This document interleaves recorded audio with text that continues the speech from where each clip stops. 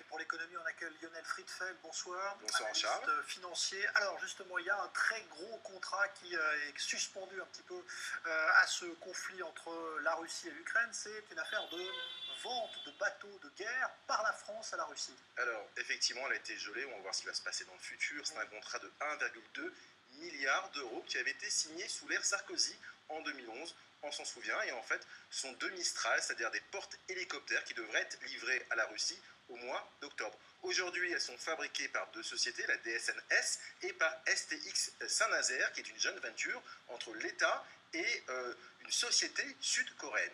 Alors jusqu'à présent, donc effectivement la livraison, on ne savait pas trop si elle allait avoir lieu.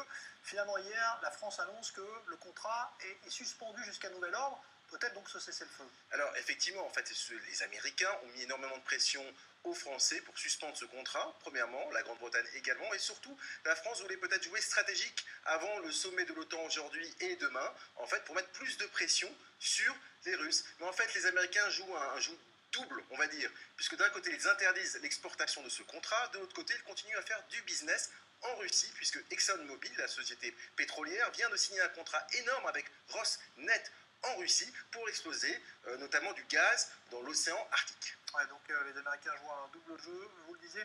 La France va de toute façon exécuter ce contrat qui est colossal et qui ne peut pas se permettre évidemment de faire annuler. Oui, effectivement, et surtout que toute l'industrie de l'armement est en train de regarder la France, notamment l'Inde, qui prépare un contrat de 20 milliards d'euros pour acheter plus de 126 Rafales. Donc c'est un moment clé, stratégique pour l'armement français. Merci beaucoup Lionel Friedfeld, donc analyste financier. De nouveaux échanges.